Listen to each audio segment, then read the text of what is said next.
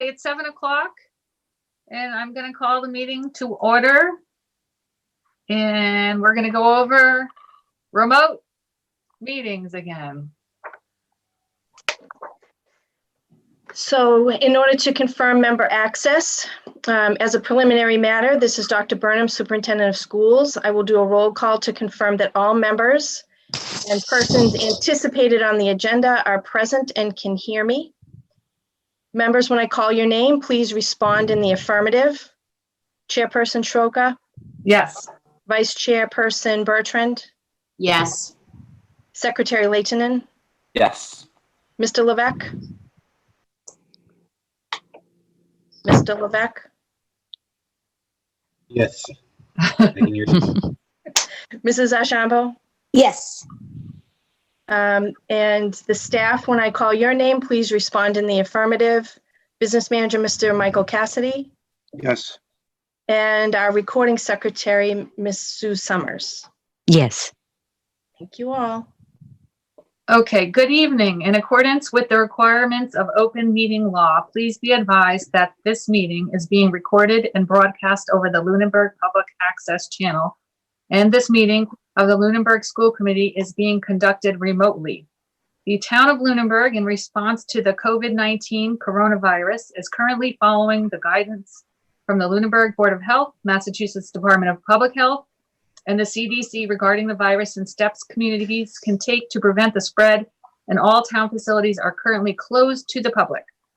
In accordance with the governor's order suspending certain provisions of the open meeting law, GLC 30A subsection 20, all public meetings are being conducted remotely. The order, which you can find posted on the town website on the COVID-19 Information Center page, accessed through the town manager's webpage, allows public bodies to meet entirely remotely so long as reasonable public access is afforded so that the public can follow along with the deliberations of the meeting. Ensuring public access does not ensure public participation unless such participation is required by law. This meeting will feature public comment. For this meeting, the Lunenburg School Committee is convening by telephone conference, video conference via Zoom app, Facebook Live, etc., as posted on the town's website identifying how the public may join. For Zoom meetings, please note that this meeting is being recorded and that some attendees are participating by video conference. Accordingly, please be aware that other folks may be able to see you and to take care not to screen share your computer. Anything that you broadcast may be captured by the recording. Meeting business ground rules. We are now turning to the first item on the agenda. Before we do so, permit me to cover some ground rules for effective and clear conduct of our business and to ensure accurate meeting minutes. I, Heather Soroka, the chair, will introduce each speaker on the agenda. After they conclude their remarks, the chair will go down the line of members, inviting each of you by name to provide any comment, questions, or motions. Please hold until your name is called. Further, please remember to mute your phone or computer when you are not speaking. Please remember to speak clearly in a way that helps generate accurate minutes. For any response, please wait until the chair yields the floor to you and state your name before speaking. If members wish to engage in colloquy with the members, please do so through the chair, taking care to identify yourself. For items of public comment, after members have spoken, the chair will afford public comment as follows. The chair will first ask members of the public who wish to speak to identify their names and addresses only. Once the chair has a list of all public commentators, I will call on each by name and afford 3 minutes for any comments. Finally, each vote taken in this meeting will be conducted by a roll call vote. So I believe the first item of business is public comment for agenda items only. Do we have any public comment, any hand raising? Do you see? I do not. You don't see any hand raising? Let's see. So participants can go under reactions and I think that's where they can raise a hand. They can also press *9.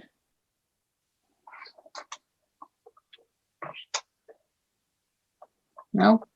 No. Any of the board members have any public comment to make? Wendy? No? Jim? No? Carol, no, I see.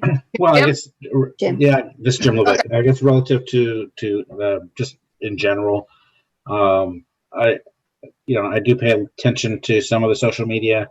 I have been kind of happy with the responses that we got, especially from our last meeting. There seemed to be a lot of positive reaction to that. It's very well informative.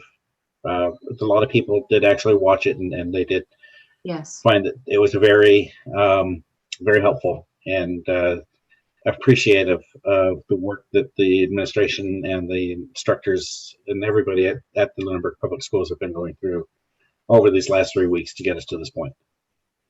So I did want to just echo those kinds of comments publicly here for everybody else. Thank you. I'm not on Facebook at this time, so I have not seen any comments whatsoever. So I'm glad Only that in one group, so.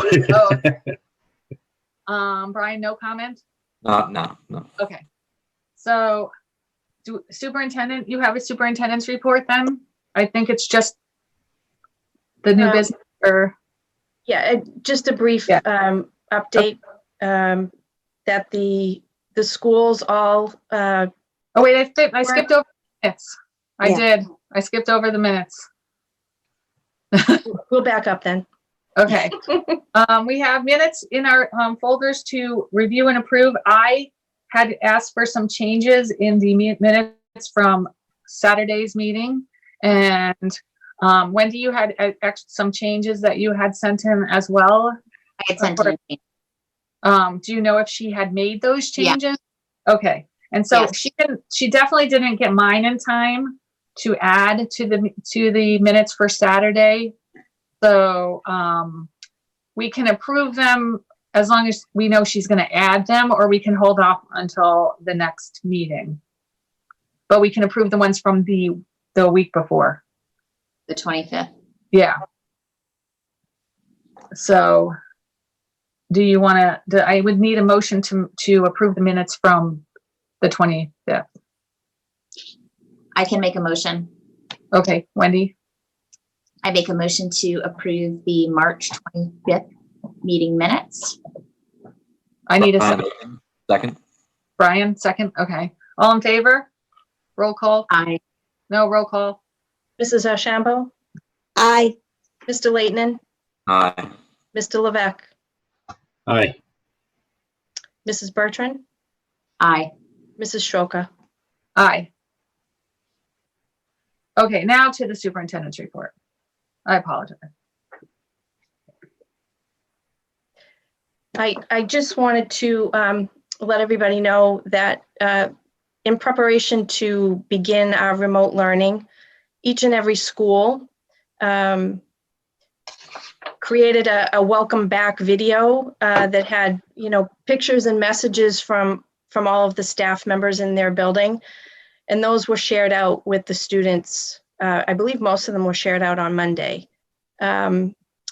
Additionally, the rollout went pretty well. I know that there were some teachers, primarily at the primary school, that spent some good time trying to support parents in logging on so that they could access.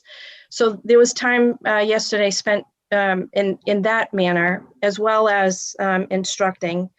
I can tell you that all of the administrators visited dozens of classes, Google classes, for their buildings yesterday.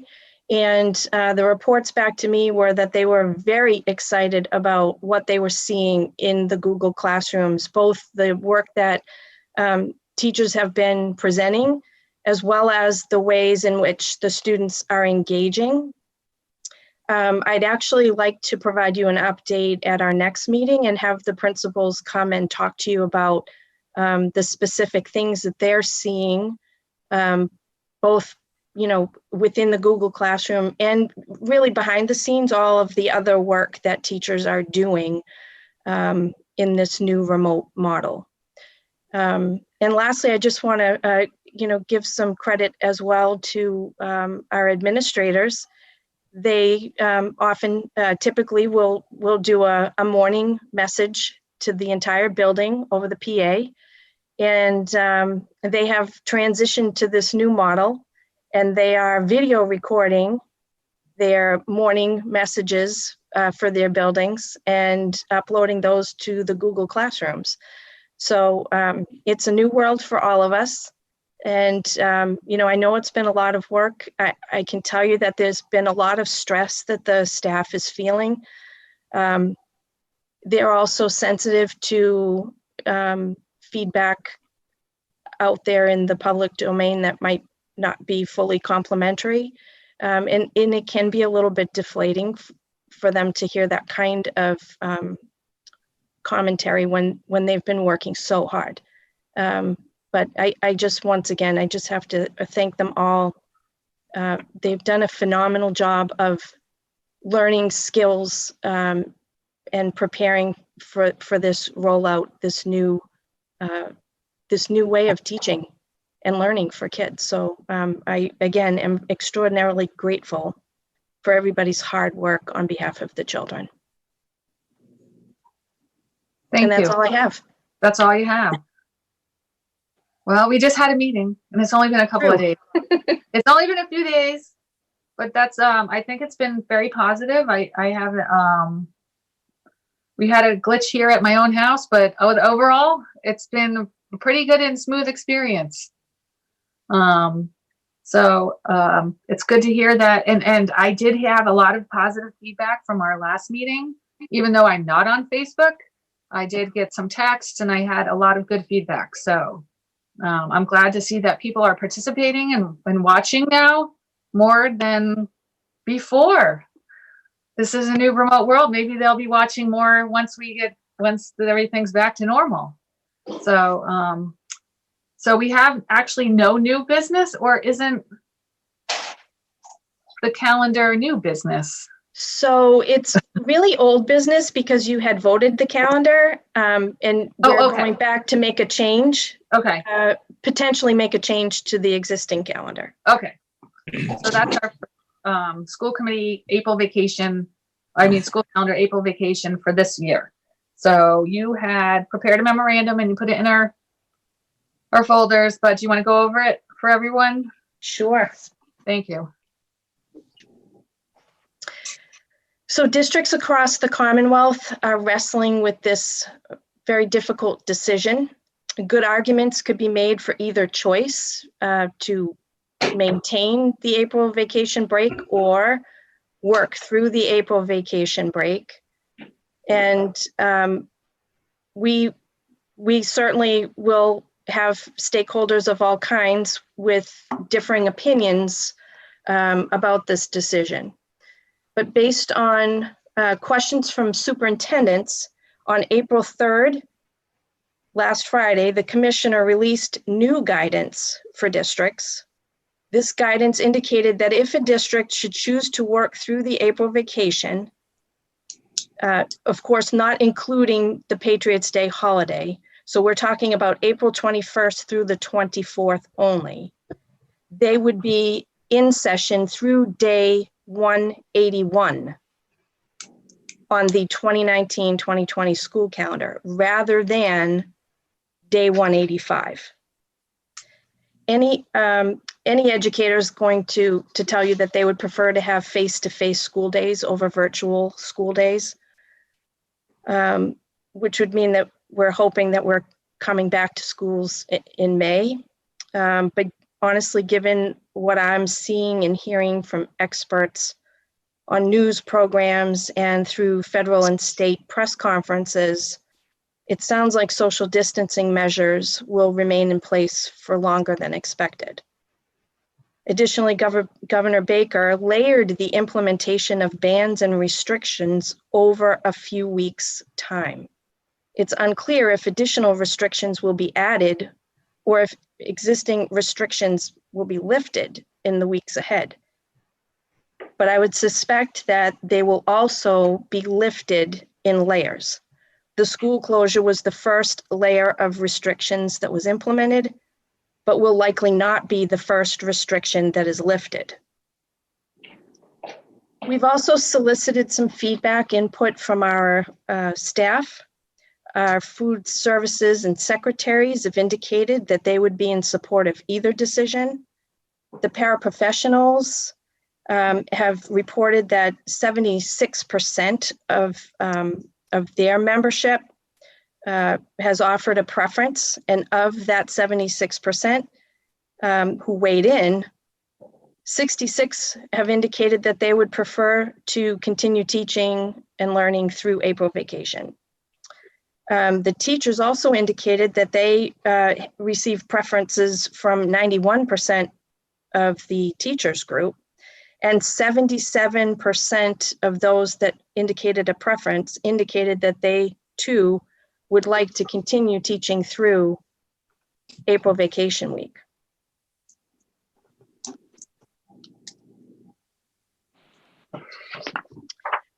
So based on the logic presented and the staff input, I would recommend that we cancel the April vacation week and end the school year on day 181, which would be Friday, June 12th. That said, I realize that some students may have scheduled virtual plans during the vacation week. And therefore, if we move forward with this cancellation of April vacation, we would work with the teachers to have them present curriculum extension assignments. So it's different from the enrichment work that was posted for the first 3 weeks. Teachers will tell you that there's never enough time for them to do all of the lessons and activities that they would love to be able to do on any given topic, because there's just so many standards to ensure that you teach in the course of your year-long curriculum or your course at a high school level. So these extension activities would be the kinds of activities that teachers would do tied to the content that they're currently teaching if they had enough time to incorporate them. So as an example, when I taught science, I had several lessons prepared and I held them as my emergency substitute plans. And these lesson plans were focused on the physics of the Olympic sports. Those are the kinds of things that, you know, you wish you could get to and had time to incorporate. And, you know, those are the kinds of things that are, again, engaging for students. But we all have to make those decisions when we're setting the scope and sequence for any curriculum. You know, what time is allowable for each of our unit areas throughout the year. So in that way, if the work that was posted during those 4 days of April vacation week were of a learning extension of the work that teachers are doing, or perhaps at the primary grades in particular, if it were some type of skill practice and reteach, that also would be appropriate. But the point being that if students felt that they wanted some flexibility during that week, and they don't complete all of the assignments for that week, they're not missing critical instruction that will move forward again the week following that April break. But it will have been work relevant to the work that they're doing in the curriculum in this current model of instruction. Does that make sense? It does. Yeah.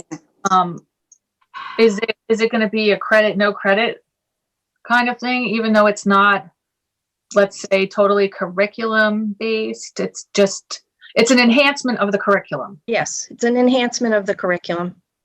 So I'm just wondering, they need motivation Mhm. to continue with their work. They need to have, like, we understand that some of you are going to be taking driver as ed. But if you could get to this work, it would be a really good idea because it's still going to be credit, non-credit.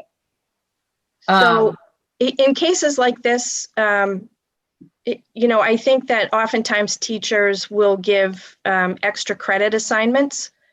We could look at the work that's completed during this, the 4 days during this April vacation break as extra credit.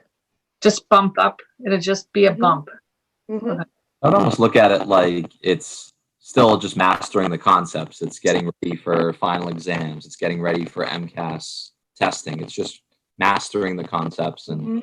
presenting like you would do during the year. Right. Okay. Chairperson Stroga. Yes, Wendy. Comment? Yep. My Yep. comment. Mhm. The only thing, that sounds like it's the plan that's going to be delivered. It just brings up some concern that it's another potentially lost week. Because if it's presented as, we know you might have plans, so people may or may not show up for that, and sort of enhanced curriculum is delivered as opposed to, the content that would have been delivered, and then we're going to take 4 more days off the end of the year. Would there be some sort of plan put together on the best way for every grade level to achieve, deliver the maximum amount of curriculum they can? Because this sounds almost like it's more of a loss. So I don't know. That's all I'm thinking about is, okay, it's not the typical content because we might have a small percentage of students who don't show up, and then 4 days at the end that we're going to take off because of it. So that's the only thought that comes to my mind. Jim, you had a thumbs up. Oh, well, it's either a thumb or a clap, and I don't. So, and now Karen, but thumbs up. yeah, and so it's just our way of raising our hands up. Yeah. Okay, Jim. I think I'm so this is Jim Lebeck for anybody on the phone.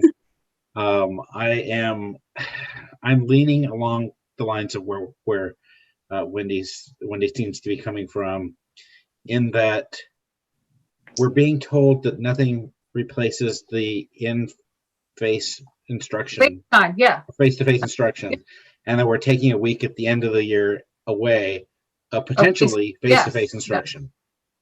Yeah. And that strikes as contradictory to me. It is, and to get out of school earlier, this year we're going to get rid of April break when we've been trying to do this in our process for years in the calendar, having one break to get out of school earlier. A lot in the past, we've tried to say, do we really need this break at this time? Because we just had a February break, and because we would rather get out of school earlier. I'm finding it interesting that this year, when we've gone to a remote learning plan and nobody can go anywhere, we're going to remove our April break and then get out of school earlier, and the commissioner, and I'm just trying to figure out what his logic is in saying that we don't have to make up any days. There's so much curriculum that's going to be lost with this closure. I'm trying to figure out why we are not making up any days. Even if we had no if we work through vacation, he says we don't have to make up any days at the end of the year. And I'm just having a hard time with this as a parent and a school committee member. We're not going to get through all of the curriculum this year, and everybody's going to go in next year having lost months of work that we're never going to get back. I really just don't understand. I don't know how we're going to catch up.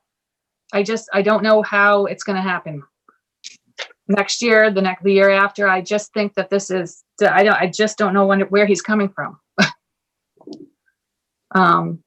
So I'm having a hard time with this. Even I think they should work through April break and have the regular curriculum But I also think that they should make up at least the 5 snow days at the end of the year, but they don't have to because that's now what he said. This is our recommendation. They don't have to make up even the 5 snow days at the end of the year. We don't have to go to the 18th or the 19th like we were going to if they work through April break. I'm struggling with this. But I think, doesn't it? So, Yeah, Brian, for like, doesn't this also take into account we have to consider the contractual days the teachers are going to be working?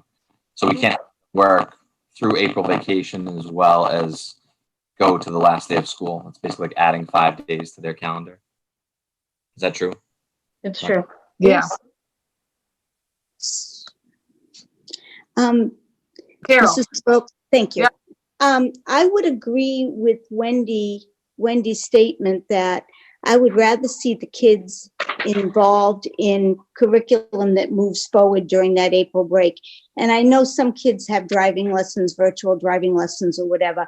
And that happens all the time in the classroom. You're going to have missing kids for whatever reason, but I can't imagine you're going to be missing that many kids, particularly the primary kids. I don't see people going on vacation, April vacation. no one's See going that any- happening.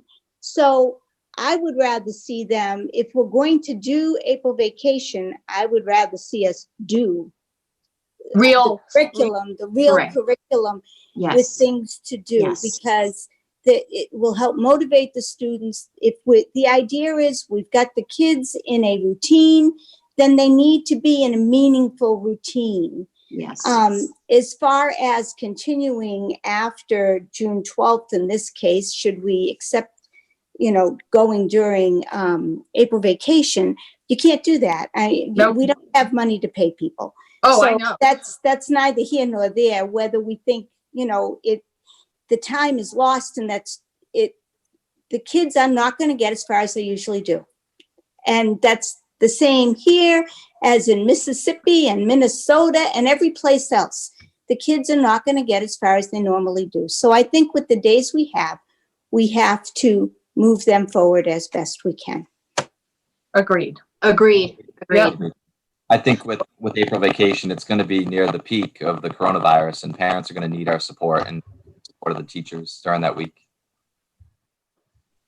It is, and again, we have to take, I think, as our first priority as our students. That's who we serve as a school committee, looking at the maximum we can deliver to them in the content that the state says we need to be delivering each year. And yes, no, we're not going to get that time back. And I know my point before was we're going to take away those 4 days. I don't want to have these 4 days be lost on auxiliary, supplementary parts to the curriculum as opposed to the meat of it. Because Carol made the best point. You have kids absent every day from school. So hopefully it would be a small amount of students that would not be present. Well, and the meets right now are not required. So they can do their schoolwork on their time when it's loaded up on Google Docs and the Google Classroom, correct? And they don't actually have to attend any of the meets that the teacher set up. It's not a requirement for teachers to have a meet, and it's not a requirement for the students to be on the meet. Yeah. Because so with that in place, if people don't show up at the meets, as long as they log in every day, right? Correct? They should be getting, attendance should be counted. And as long as they're getting their work done, whether it's later in the day or earlier in the day, as long as they're getting it done during that week, then, and they're moving forward and progressing, then it should not be a problem with teachers putting in real curriculum for that week, as opposed to enhancements. Right. I don't want to give the impression that teachers would prefer to do, extension learning. Yeah. But I was thinking, from the student perspective of things, if they were in a position that they really felt that they just needed a break from the virtual school, whether that be the weeks that they spent doing enrichment or the 2 weeks that they'll be involved in the remote learning prior to the April vacation week. Teachers, they aren't going to have a problem with moving forward with the curriculum that they teach. That's not going to be an issue. I would hope Brian Layton in here. I just hope there's a lot of flexibility too with the students and the parents so that they can access the curriculum on the days and the times that they feel is best for their children and for them. I think, like, for me, we're working on the weekends. Like Saturday and Sunday, our kids are going to be doing some academics because we'll drive ourselves crazy if we don't. And I definitely see that and hear that from, this is Wendy Bertrand, from members of the community, you know, that have children in the district. They, particularly younger students, they are anxious to get back into that routine and learning. And I think the way everything was delivered Saturday through Dr. Burnham as to how Google Classroom is working and how Google Meets are working, and teacher access if students or parents have questions or concerns. I've seen overwhelmingly that our staff has been, you know, teachers have been available to answer those questions for parents or students. So I would think that access, that would all be the same regardless. So if there were people who were not as present the week of April break, if they had some sort of plans, it still seems like if they reach out to their teacher, they could still get support in the way they are now.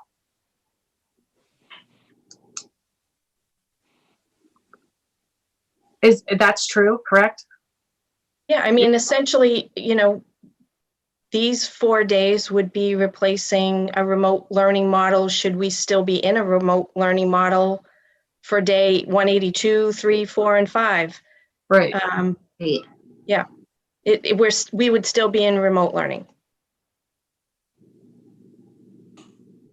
Okay, so basically so I think what Wendy is saying is that we would take away April break, the vacation week, as long as we move forward with a regular curriculum-based workload for the students, as opposed to the curriculum extension. It would just be just like today. Mm-hmm.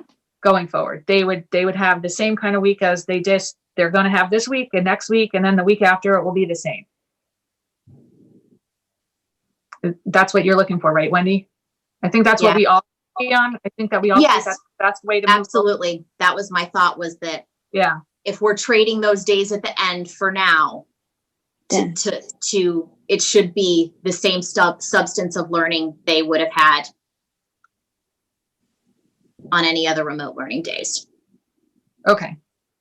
So I need to Just had two Brian. questions. Yes, Mr. Sorry, I Lee. had two questions for Dr. Burnham. One was you had polled the staff. The first question was, do we need to have an agreement with the LEA on this? And then the second question was, did you consider polling the parents as well? I didn't consider polling the parents. I just wanted to make sure that our staff weren't feeling like they needed to have the break. That was the biggest concern for me, honestly.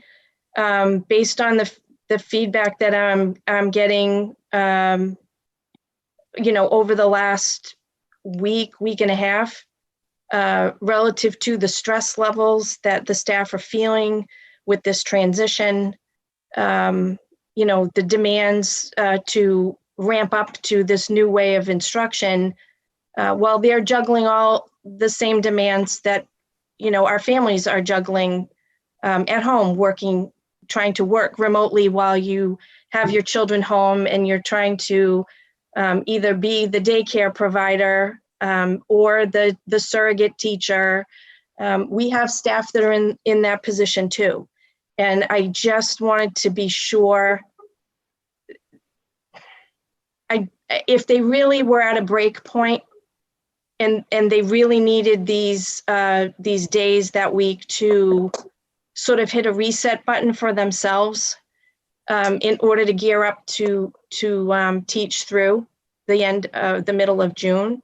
I wanted to be able to advocate and make a decision that would represent what I feel that the staff needs in order to continue to deliver the best quality instruction that they can. So based on the feedback that we got through some point people, it seems that the vast majority of folks feel like, they've got some momentum that they're looking to establish, and they really would prefer just to continue. Because I think honestly, they feel the loss of the forward progress on their curriculum from those 3 weeks of enrichment as well. So, like I said, I just wanted to make sure that I wasn't advocating for a decision that would add to the stress and the overwhelm that many of our staff are feeling right now. And the second part was the LEA. Are they okay with, or do we have to negotiate with the LEA on that they would approve it? Well, in a way, it's sort of like, making up snow days. They're trading off 4 days of this model of instruction potentially, but assuming that we're, still out on remote instruction, for 4 days of that same model now. How have you handled things in the past when you've made changes to the calendar and taken days off of vacation? We've just changed it. Yeah, Chairperson Soroka, may yeah, Wendy. Yes. So I've seen it only happen once since being on the school committee, and it was a straight trade, as this would be a trade of days. So there were not any negotiations to my knowledge. And with the only one thing I wanted to say as far as polls with parents regarding vacations, we've done that many, many times in the past. And I think it yields us the same result every time, which is about half of people sit in one camp and about half sit in the other. So that, I feel like in this case, Dr. Burnham, the stakeholders, in this case, looking at best interest of students and looking at what our staff are feeling, and if they're feeling okay with that. And again, it's like anything else. If parents are feeling their student needs that on a particular day or those days, it sounds like, there will be opportunity to work around those assignments and work within a different, time frame of handing them in or things like that. It sounds also like they're also longer term assignments being given. Yes. And that the piece of this wasn't a lot do the next day or 2 days out. Things were several days. What I witnessed being delivered yesterday to students was due Friday and Monday and Tuesday next week, not 1 or 2 days out. Anybody else have any other questions? No? Nope. So we need to approve the fact that we're going to take away April vacation week and move forward with a curriculum-based learning model. Did we have a motion? Continue remote learning. Continue remote learning. No, I need a motion. Jim, you want to give me a motion? I'll make a motion to approve the 2019-2020 revised school calendar for April vacation, including continuing remote learning. This is Wendy Bertrand. Second. Yes. All in favor, roll call vote. Mrs. Ashambo, Aye. Mr. Levesque, Aye. Mrs. Bertrand, Aye. Mr. Leighton, Aye. Mrs. Shoka. Yes. Okay. So the next action is third reading for policies 5218 and 5218.01. Wendy, Jim, who wants to read them? Who wants to go first? Which I'll one go of you? first. Wendy, You go okay. first? I'll go first. Okay, Wendy, Yes. go ahead. So in the 5000 series, instructional programming, 5218, equal educational opportunities. In recognition of the diversified characteristics and needs of our students, and with the keen desire to be responsive to them, the school committee will make every effort to protect the dignity of the students as individuals. It also will offer careful consideration and sympathetic understanding of their personal feelings, particularly with reference to their race, color, religion, national origin, sex, gender identity, age, sexual orientation, ancestry, athletic performance, physical handicap, special need, academic performance or proficiency in the English language, or pregnancy-related conditions. To accomplish this, the committee and its staff will make every effort to comply with the letter and the spirit of the Massachusetts Equal Educational Opportunities Law, which prohibits discrimination in public school admissions and programs. The law reads as follows: no child shall be excluded from or discriminated against in admission to a public school of any town, or in obtaining the advantages, privileges, and course of study of such public school on account of race, color, religion, national origin, sex, gender identity, age, sexual orientation, ancestry, athletic performance, physical handicap, special need, academic performance or proficiency in the English language, or pregnancy-related conditions. This will mean that every student will be given equal opportunity in school admission, admissions to courses, course content, guidance, and extracurricular and athletic activities. All implementing provisions issued by the Board of Elementary and Secondary Education in compliance with this law will be followed. This is, our source was MAC, legal references, Title VI, Civil Rights Act of 1964. Title VII, Civil Rights Act of 1964 as amended by the Equal Opportunity Act of 1972.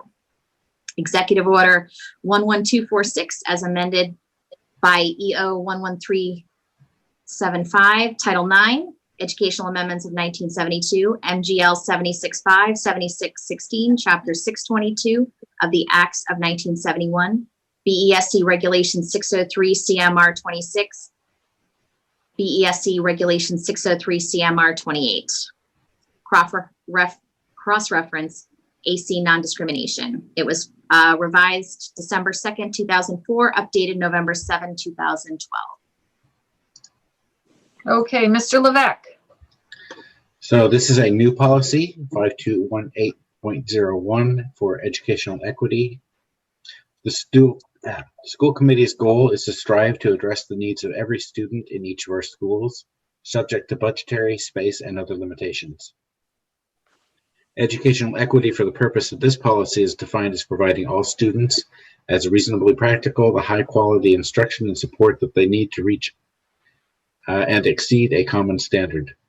To achieve educational equity, the district will commit to 1. Systematically, when appropriate, use district-wide and individual school-level data disaggregated by race, ethnicity, gender or gender identity, national origin, language, special education, socioeconomic status, and mobility to inform district decision-making. 2. Raise the achievement of all students. And 3. Graduate all students ready to succeed in a diverse local, national, and global community. In order to reach the goal of educational equity as reasonably practical for each and every student, the district shall 1. Provide every student with access to high-quality curriculum, support, and other educational resources. 2. Seek to promote educational equity as a priority in professional development. 3. Endeavor to create schools with a welcoming and inclusive culture and environment. 4. Provide multiple pathways to success in order to meet the needs of a diverse student body and actively encourage, support, and expect high academic achievements for each student. The superintendent shall include equity practices in the district's strategic plan and goal strategies to implement this policy. The superintendent, upon request, will periodically report to this committee the progress of the implementation of this policy. Sources MASC, and it has an adopted date of September 12th, 2019, but I think That was that is MASC. probably wrong. Oh, by MASC. Thank you. Okay, I need a motion to approve these. It's the third and final reading, and I do not believe we've had any feedback in the last 3 readings. No. So I will take a motion to approve these. I As read. can, Carol? yes, I Okay. can move to, I make a motion to approve policies 5218 and 5218.01 as read. This is Jim Levesque. I'll second. All in favor, roll call vote. Mrs. Ashambo, Aye. Mr. Levesque, Aye. Mrs. Bertrand, Aye. Mr. Leighton, Aye. Mrs. Schroka. Yes. Okay, now we have a budget update from Mr. Cassidy. Is that correct? Correct. Hello, Mr. Cassidy. Hi, this is Mike Cassidy, and providing a brief update on FY20 budget. One topic that I've reported out the last couple of times, and I have an update, is our busing contract.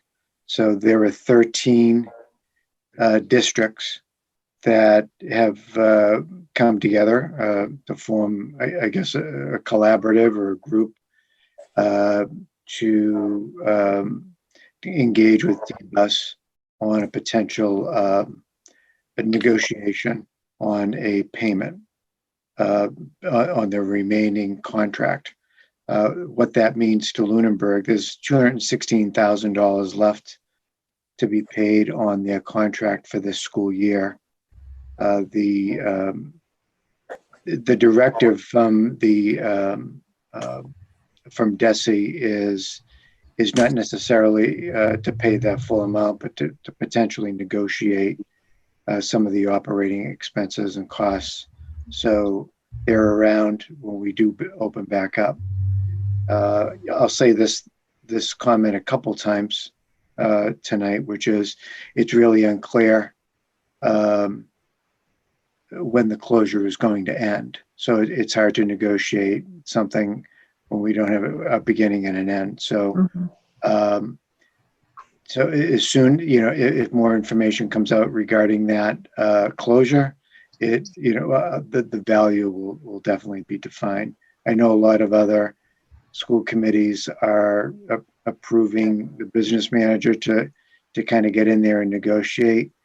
At this point, I'm really in a passive role, kind of an observer. I'm not really committing to this for a couple reasons, which is trying to determine the legality of us paying for services not rendered.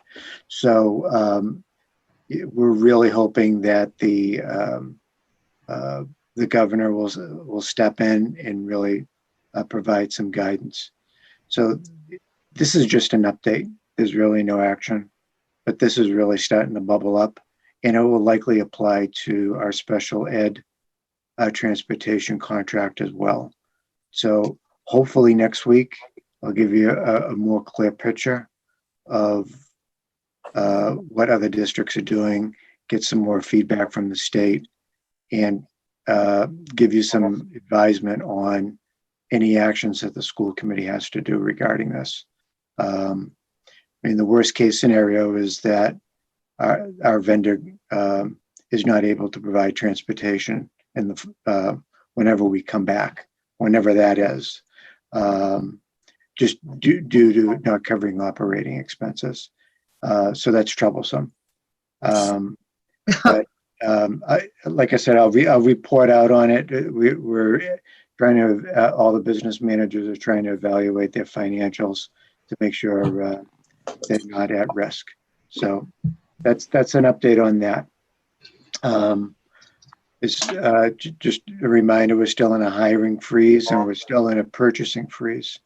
Once again, not sure when the closure will end, but if it is extended a little longer, we have been in touch with the town manager about looking at the budget and any surplus funds, maybe doing some additional last minute purchases for the year.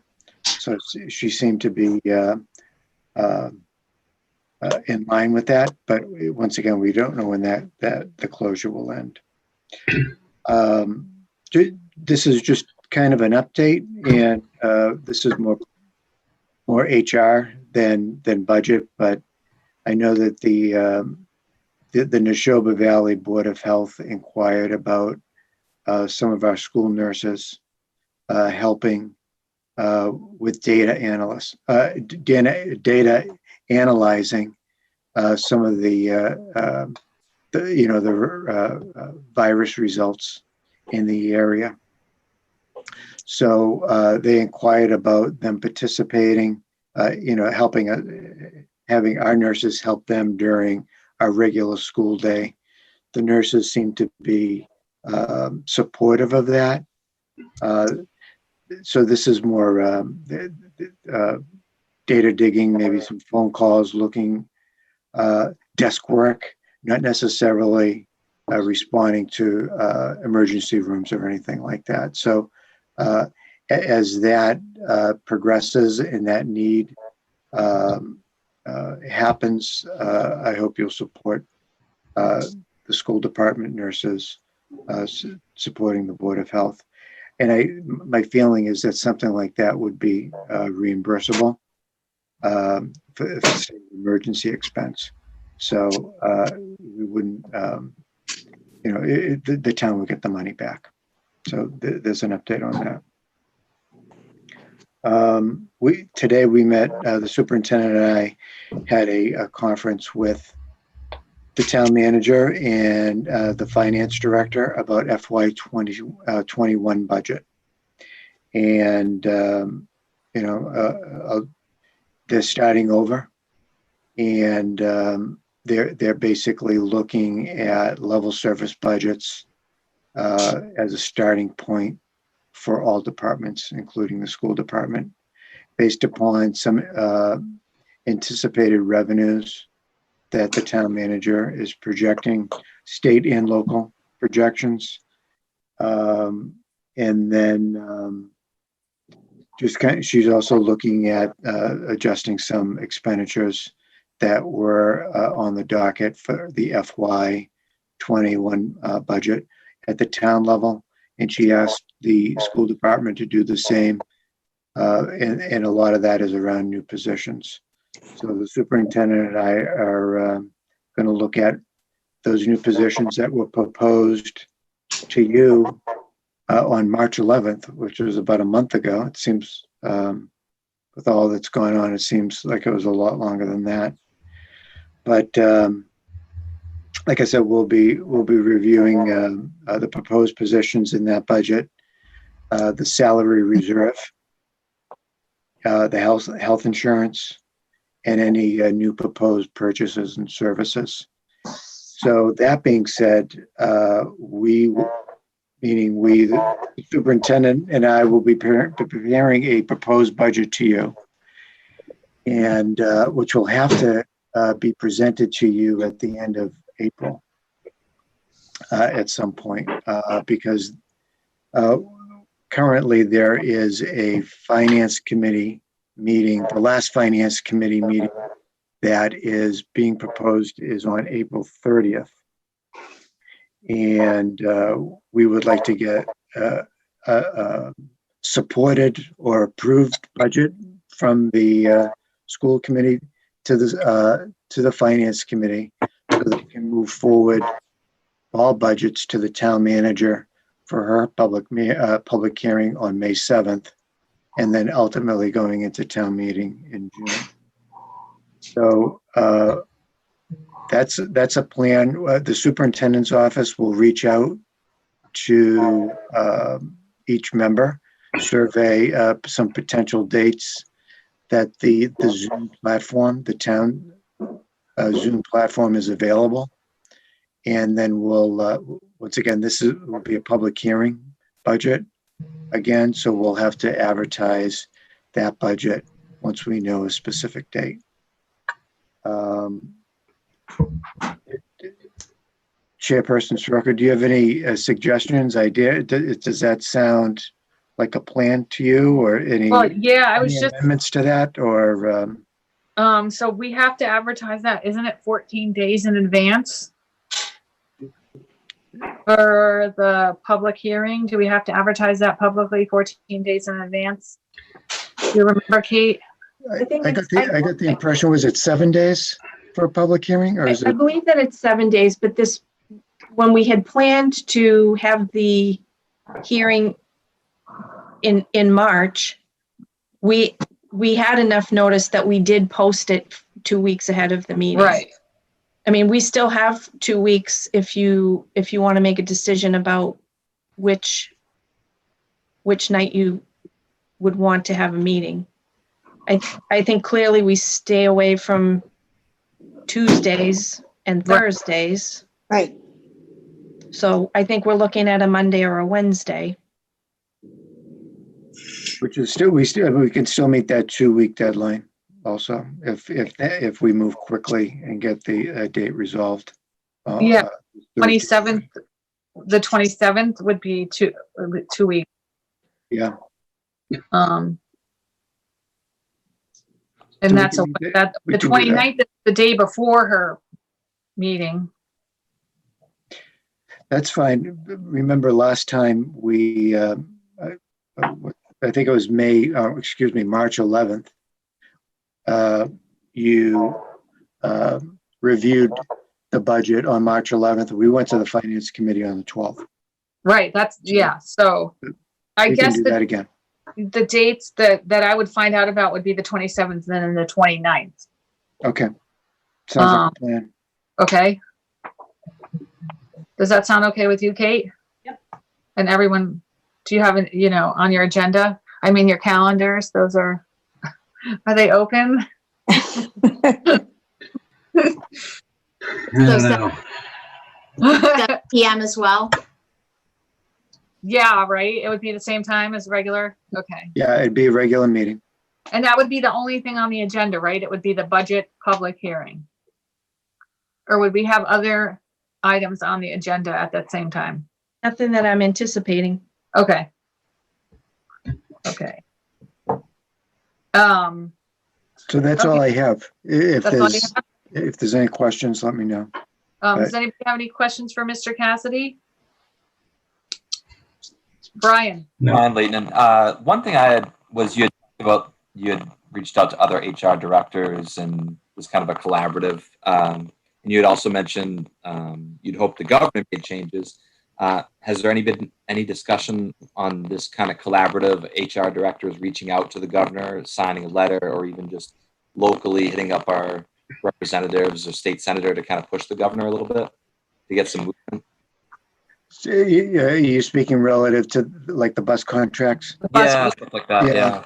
You'd hope the governor So, made some changes. So we have 2 or 3 meetings a week with business managers with DESE.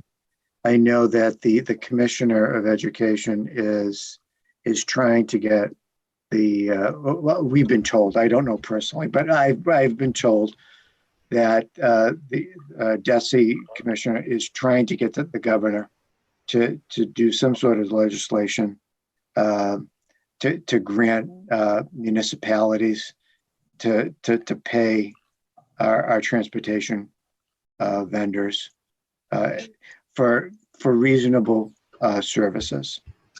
When I say reasonable, I mean operational expenses. I mean, if they're not paying their bus drivers, there's no way. If they've laid them all off, that's an expense that we don't have to pay for. We shouldn't be paying for the gasoline that the buses aren't using during the closure period. So it's really, I know DESE is pushing the governor to do some action. So they are basically our mouthpiece as far as the legislation goes. So it's a pretty good connection. And then just like I said, these weekly meetings are pretty informative. They don't hold any information back. Any updates that they can provide, they do. I know that the 13 districts that are involved with D-Bus, I know that the superintendents are contemplating writing a letter to school committees and to the town administration to give them an update and to try to get some general support to provide some sort of payment for D-Bus. Now, I will just give you a little insight. I mean, the vendor has to work with us a little too. So like we haven't even got to the point where we're throwing percentages or anything to this group. I gave you the amount of $216,000. We're not going to be on the hook for that entire amount. It's going to be a lot less than that. But it's really working with the vendor and trying to cover some of their real costs. So you may see that letter from superintendents. I will bring your message forward, whether or not there's, I have a meeting tomorrow with that group. If transportation comes up, certainly as it relates to the special ed meeting among business managers, it's supposed to be next Monday. So I'll bring that up as far as kind of getting a collective letter. Maybe Jesse can do it, or either maybe even business managers, or maybe there's one superintendent that wants to rally everyone forward to kind of have the legislation or even the governor enact an order to provide some sort of payment to these vendors. It would make everyone's job a lot easier. And it'll provide some relief to all of our transportation companies, because they are our partners, and we're going to need them when we come back to school, whenever that day is. So I'll run with that idea. Okay. Any other questions from anyone for Mr. Cassidy? No? Okay, so now we have public comment. Thank you, Mr. Cassidy. Public comment from any of the board members in regards to anything school related, school committee related. Mr. Leighton. Yeah, I just wanted to reiterate what the superintendent said too, that it's a whole new world for all of us, very stressful for our students, parents, the teachers, and even administrators, and all our educators. I also want to say that continue what Dr. Burnham said last week, continue to start at the lowest level, email teachers, then you go to the principal and then the superintendent. Keep the communication open. I was actually just communicating with my oldest's teacher because I didn't know the password. So little things like that, and know that teachers are getting bombarded with emails from concerned parents and worried parents. And just be patient. Everybody be patient. We'll get through this. But the Google Classroom is amazing. I've seen some awesome videos, pictures, assignments, and even the additional resources have been amazing, so that parents can actually find the resources that work best for them as well as their kids, so we can try to give our kids the best education we can. Just Any other public comment from the board? No. Do we have any public comment from the public? I don't see any hand raises, but do you see anything, Kate? No. No public comment from the public. Okay. So, we have a school committee meeting scheduled for next week on the 15th, and we're going to keep that meeting because we're going to talk about spring field trip. Right? So, and we're gonna have some information hopefully about that. And so that is on the agenda for next week. Is there anything else that you want to add to the agenda for next week? Anyone? Carol, Wendy? No, Wendy? Yes, and we are going to have, you said the administrators were going to, was that the meeting? They were going to. Yeah, they're coming, give us an update, right? Yep. Next week? Okay, so the principals will be here with us next week as well. Anything else that we need to discuss next week? Not that we know about at this time. Okay, and it could easily, That could change tomorrow. oh, absolutely. It could change in a half an hour. Yeah, So, okay, so right now, that's what we have on the agenda. So look for that Zoom, that if the public can look for the Zoom ID, look for the meeting posting, and, okay, that's it. Then I need a motion to adjourn. I'll make a When- motion to adjourn 8:06 PM. Brian Layton in second. All in favor, roll call? Mrs. Ashambo, Aye. Mr. Levesque, right. Mrs. Bertrand, Aye. Mr. Leighton, Aye. Mrs. Schroka. Aye. Okay, thank you. Thank you, everyone. Thank you.